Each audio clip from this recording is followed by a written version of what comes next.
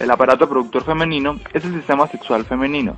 Junto con el masculino es uno de los encargados de garantizar la producción humana. Ambos se componen de las gónadas, órganos sexuales donde se forman los gametos y producen las hormonas sexuales, las vías genitales y los genitales externos. Partes del aparato reproductor femenino. El sistema reproductor femenino está compuesto por ovarios. Son los órganos productores de gametos femeninos u ovocitos de tamaño variado según la cavidad y la edad. A diferencia de los testículos, están situados en la cavidad abdominal. El proceso de formación de los óvulos o gametos femeninos se llama ovulogénesis y se realiza en unas cavidades o folículos cuyas paredes están cubiertas de células que protegen y nutren el óvulo. Cada folículo contiene un solo óvulo, que madura cada 28 días aproximadamente. La ovulogénesis es periódica, a diferencia de la espermatogénesis, que es continua. Trompas de falopio. Conductos de entre 10 a 13 centímetros que comunican los ovarios con el útero y tienen como función llevar el óvulo hasta él para que se produzca la fecundación. En raras ocasiones, el embrión se puede desarrollar en una de las trompas, produciéndose un embarazo ectópico. El orificio de apertura de la trompa al útero se llama ostium tubárico. Útero. Órgano hueco y musculoso en el que se desarrollará el feto. La pared interior del útero es el endometrio, el cual presenta cambios cíclicos menstruales relacionados con el efecto de hormonas producidas en el ovario, los estrógenos. Vagina. Es el canal que comunica con el exterior, conducto por donde estarán los espermatozoides. Su función es recibir el pene durante el coito y dar salida al bebé durante el parto. Órganos externos.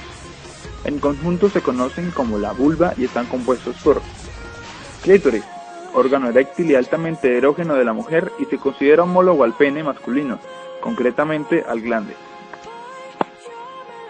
Labios.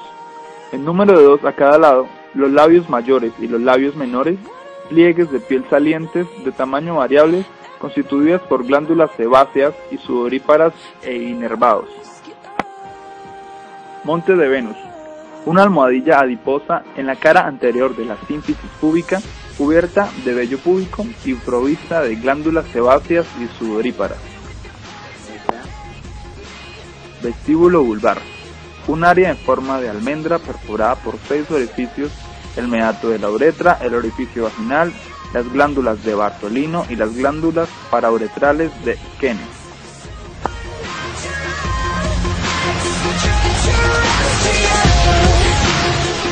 Menstruación, también llamada regla, periodo o sangrado menstrual, comienza el primer día del ciclo menstrual. Durante esta fase se desprende el endometrio junto a una pequeña cantidad de sangre. Este sangrado suele tomarse como señal de que una mujer no está embarazada, aunque existen algunas excepciones que pueden causar sangrado durante el embarazo, algunos específicamente en el inicio del embarazo, que además pueden producir un fuerte sangrado.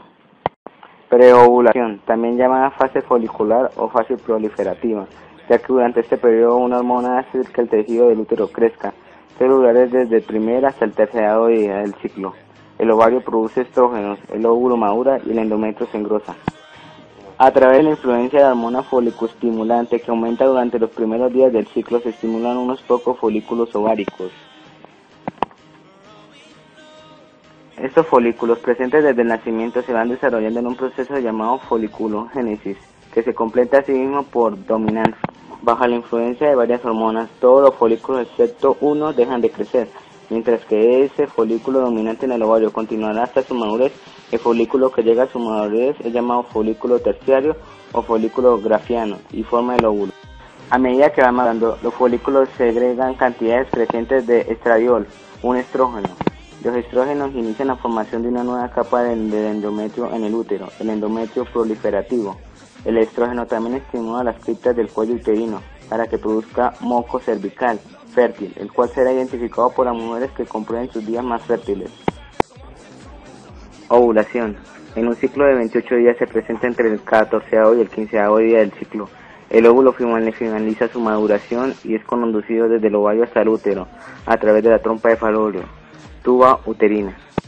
Durante la fase folicular, el estradiol suprime la producción de la hormona luteinizante, LH, desde la glándula pituitaria anterior. Cuando el óvulo está en el punto de llegar a la madurez, los niveles de estradiol llegan a un umbral sobre el que este efecto se revierte. y el estrógeno estimula la producción de una gran cantidad de hormona luteinizante. Este proceso, conocido como oleada de hormona luteinizante, comienza alrededor del 12º día de un ciclo medio y puede durar hasta 48 horas. La emisión de LH hace que el óvulo madure y debilita la pared folicular del ovario, causando que el folículo totalmente desarrollado libere su ovocito secundario. El ovocito secundario madura inmediatamente hacia un ótido u óvulo inmaduro y más tarde hacia un óvulo maduro con un diámetro de 0.2 milímetros. ¿Cuál de los dos ovarios ovulará cada vez, si el derecho o el izquierdo? Parece ser aleatorio y no se sabe si existe una coordinación entre ambos lados. En ocasiones ambos ovarios liberan un óvulo. Si ambos son fecundados, dan como resultado hermanos gemelos, gemelos dicógitos, también llamados mellizos.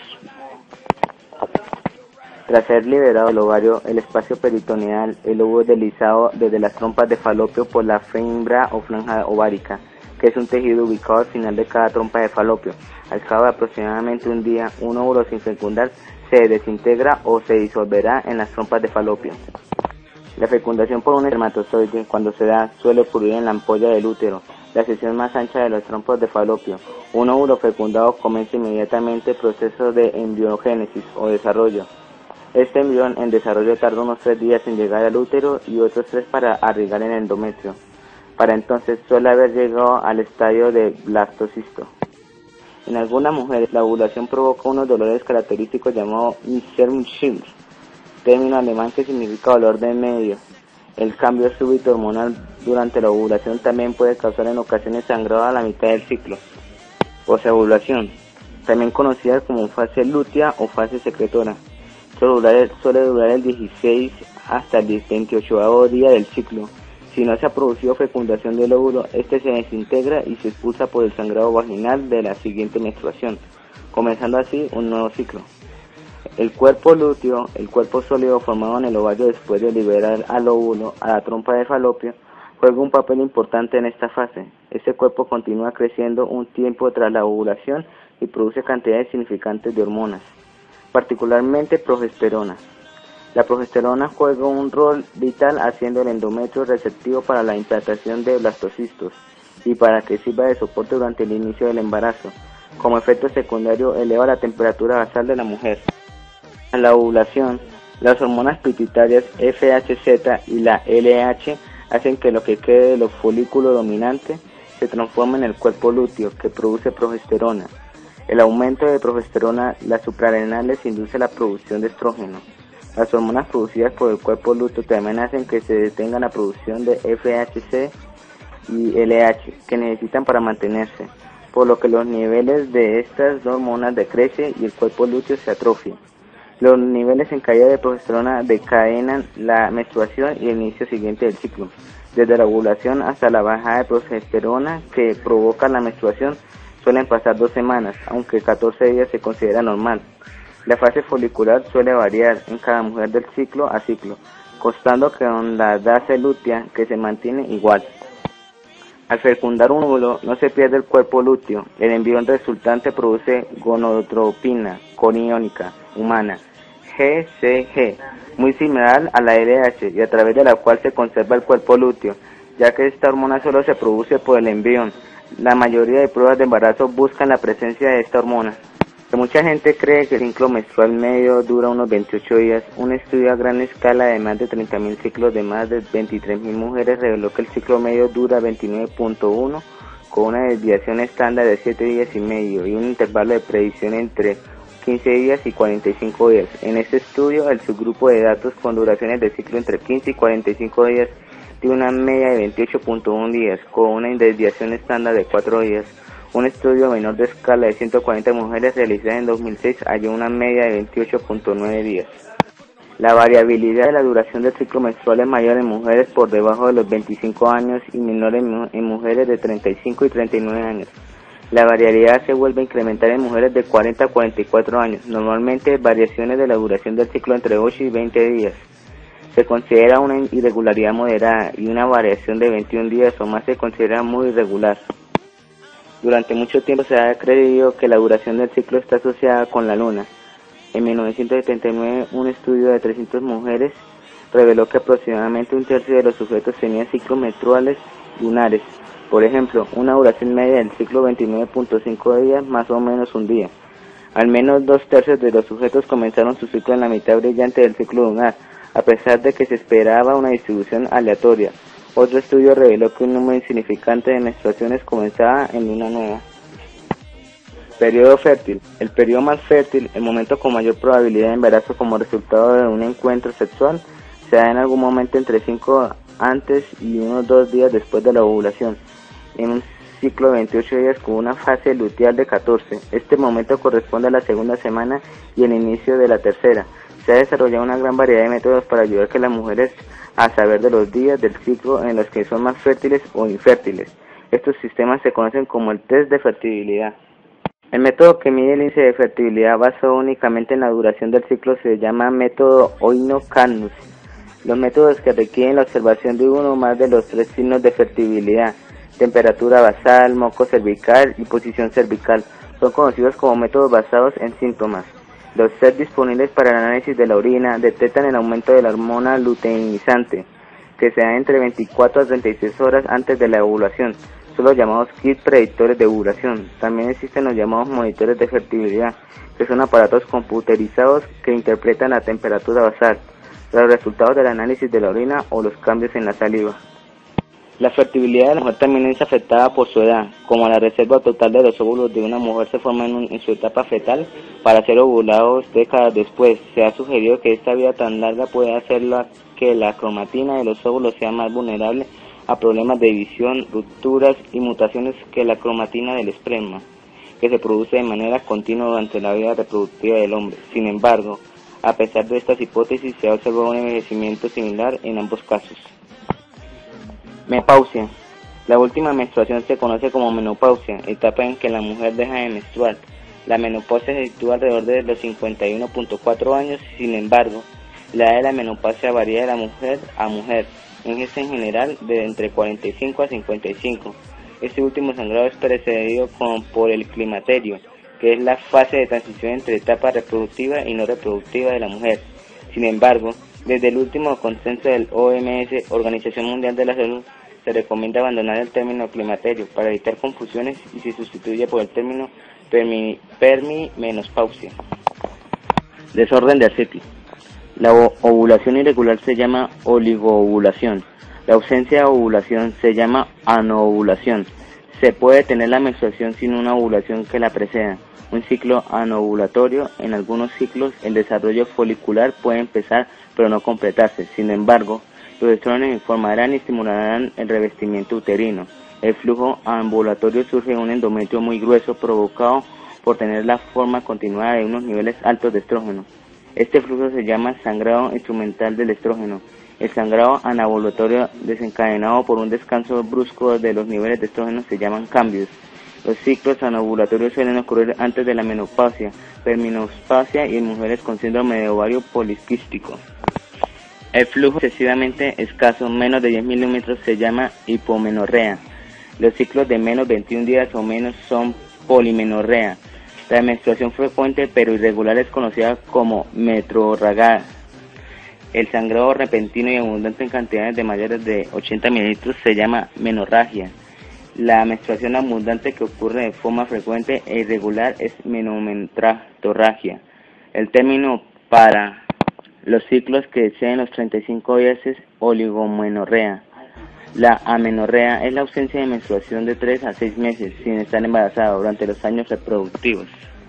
Gregor Peter, un químico orgánico del Monell Chemical Sciences Center de Filadelfia, y Whittle Cutter del Departamento de Psicología de la Universidad de Pensilvania, descubrieron que las mujeres con ciclos menstruales irregulares, al ser expuestas a extractos del sudor masculino, se volvían regulares. Una explicación posible podría ser que las axilas contienen feromonas y tales como pasa con otros mamíferos.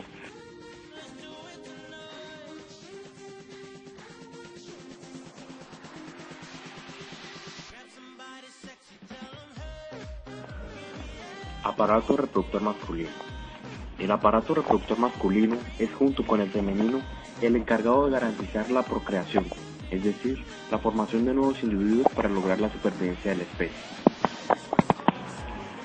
Los principales órganos que forman el aparato reproductor masculino son el pene y los testículos. Tanto el pene como los testículos son órganos externos que se encuentran fuera de la cavidad abdominal, a diferencia de los principales órganos del sistema reproductor femenino: vagina, ovarios y útero, que son órganos internos por encontrarse dentro del abdomen. Los testículos producen espermatozoides y liberan a la sangre hormonas sexuales masculinas, llamadas testosterona. Un sistema de conductos que fluyen el epidídimo y los conductos diferentes almacenan espermatozoides y los conducen al exterior a través del pene. En el transcurso de las relaciones sexuales se produce la eyaculación, que consiste en la liberación en la vagina de la mujer del líquido seminal o semen. El semen está compuesto por los espermatozoides producidos por el testículo y diversas secreciones de las glándulas sexuales accesorias, que son la próstata y las glándulas bulbouretrales.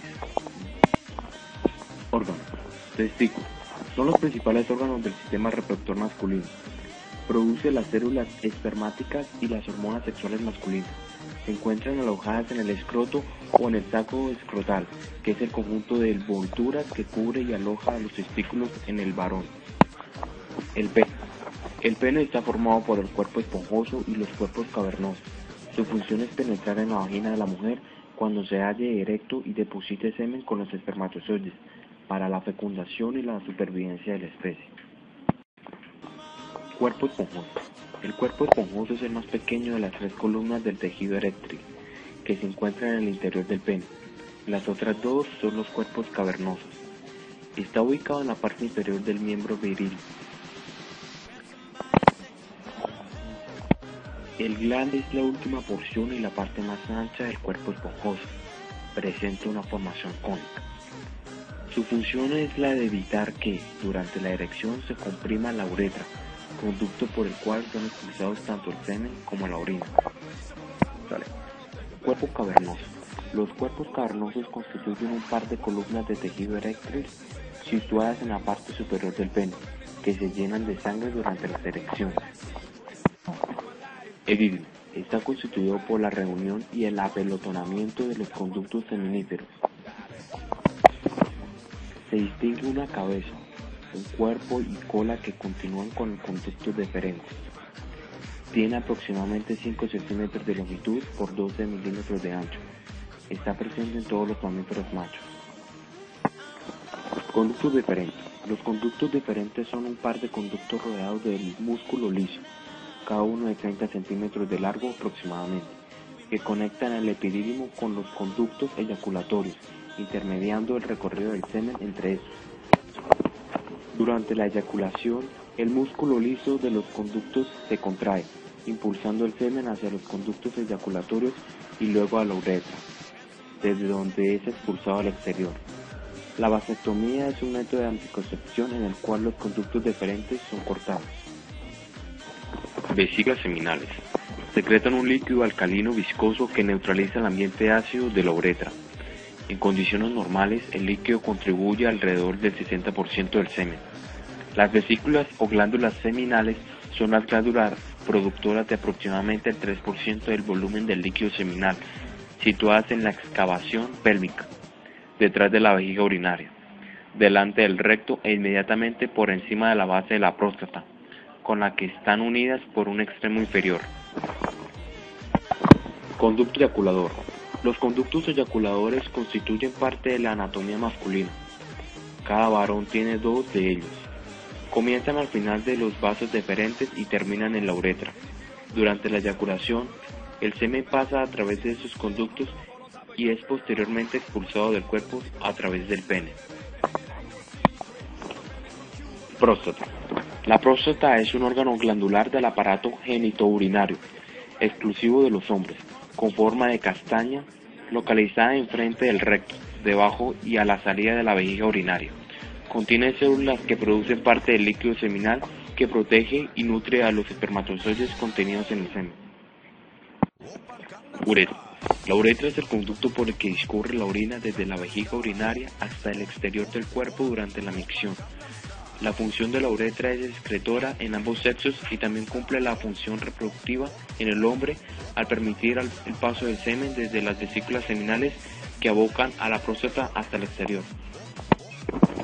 Glándulas bulbouretrales.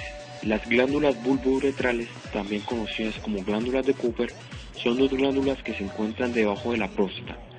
Su función es secretar un líquido alcalino que lubrica y neutraliza la acidez de la uretra antes del paso del semen en la eyaculación. Este líquido puede contener espermatozoides, generalmente arrastrados, por lo cual la práctica de retirar el pene de la vagina antes de la eyaculación no es un método anticonceptivo efectivo. Gangnam Style.